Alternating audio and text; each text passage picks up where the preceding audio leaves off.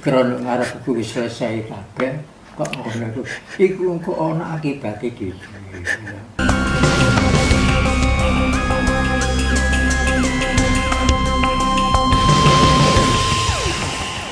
Kowe kudu tetep ngrasakno programku terus tetep opsi sing gak taat silakan minggu. Lha, ngelak minggir dhewe. Pokoke kowe tetep ngrasakno apa sing tak alang. Udah, Bu. Jangankan semebar se-Indonesia pun akan minggir.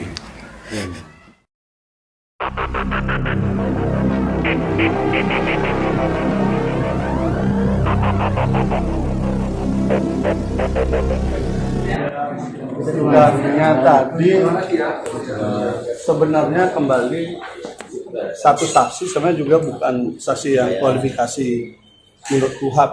Jadi tidak benar. Nah, artinya kualifikasi saksinya bukan kualifikasi menurut KUHAP, artinya dia tidak tahu, bahkan dia tahu setelah kejadian. Tetapi yang terungkap adalah tampaknya ada dinamika soal perebutan opsit organisasi pemuda Sidikiyah. Karena yang bersaksi ini orang yang ikut menggalang bagaimana ketua umumnya biar bisa diganti, kira-kira begitulah. Itu yang agak terungkap tadi. Jadi ada semacam problem organisasi, yakni perebutan di opsitnya organisasi pemuda Sidikiyah. Kebetulan terdakwa sebagai ketua umum. Tampaknya ada pengurus teras lain yang mengkonsolidasikan ini. Nah, orang-orang inilah yang kemudian bergerak dengan maksimal menggalang semua orang yang dianggap sebagai korban, mantan pacar terdakwa, semua dicarilah ke berbagai daerah gitu loh. Oke, soal rekaman tadi gimana Pak? Itu rekaman dianggap sebagai satu alat bukti yang menguatkan pemeriksaan. Rekamannya juga tidak begitu qualified, artinya isinya juga kita nggak begitu jelas, dan intinya ternyata juga masalah organisasi. Intinya masalah organisasi, karena itu semua pengurus opsit yang pro daripada salah satu elit di opsit yang lain yang berharap ingin menggantikan Mas Beki. Gitu. Jadi mereka ini bergerak bersama-sama, tapi kalau dilihat dari sudut undang-undang ITE memang tanpa izin merekam. Pak, bener nggak korban ini pernah chatting sama terdakwa, bilang sayang atau apa? Iya benar, dan nanti kita akan kasih teman-teman, tapi pada saatnya lah bahwa mungkin satu-satunya orang yang dikonstruksikan menjadi korban pemerkosaan yang isinya chattingnya ada kata sayang, cintaku, bersih puisi, mungkin di sini kirim foto segala, itu mungkin di sini kasusnya. Bang, luar biasa banget nih kisah. Bang, abang tadi kan menekankan masalah mantan pacar. Mantan pacar siapa nih, Bang?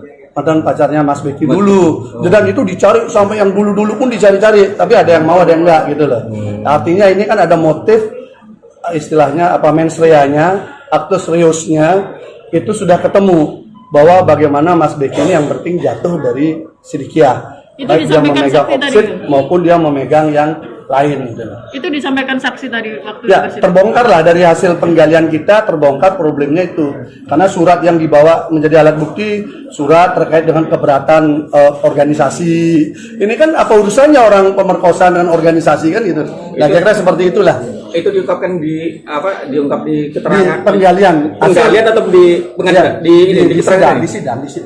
di sidang kita ungkap. Jadi berhasil kita ungkap itu. Nah, yang satunya lagi kebetulan keluarga kandung korban, saksi korban yang mengaku korban, itu juga mengungkap lagi hal yang baru yang selama ini berusaha ditutupi, yaitu bahwa saksi korban ini pernah punya pacar dan pacarnya diakui juga oleh itu. Pak, soal video tadi yang maksudnya nggak jelas itu gimana, Pak? Bukan video, rekaman itu rekaman. Nanti kita malah punya video yang bagus. Itu hanya rekaman suara ketika mereka menggeruduk Mas Beki rame-rame, yaitu dalam rangka urusan organisasi opsit. Tahun berapa itu rekaman itu, Pak? Setelah kejadian itulah. Setelah kejadian itu kan dinamikanya kan perebutan itu kan jadinya. Di tahun Hasilnya mulai ketemu. Tahun berapa, Pak?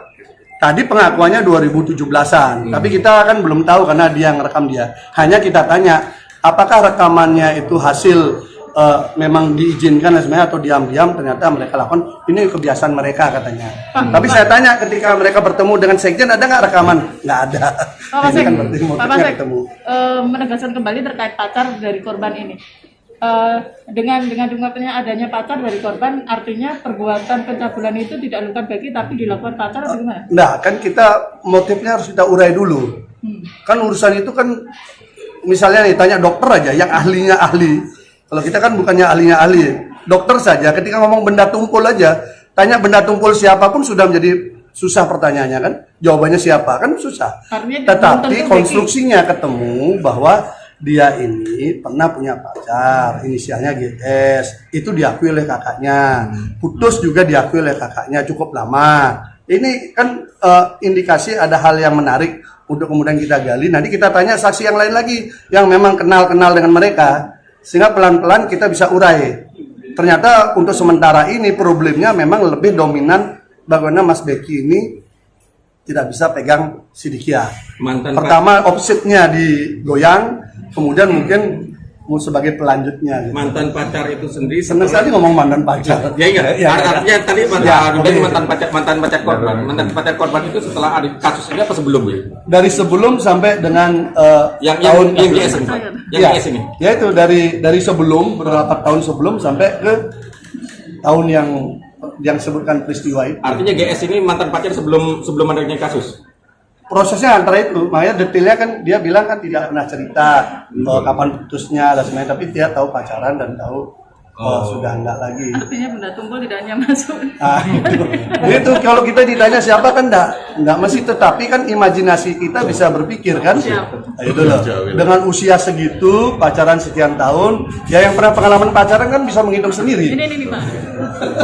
Gimana ngukur-ngukur sendiri aja. Sehingga nanti bisa kita tahu apakah itu atau duga yang lain kan kita nggak tahu. Karena 2,5 tahun kan setelah itu baru divisum baru lapor. Dari kejadian. Gitu. Iya. Siap, Bang. Ya, makasih ya.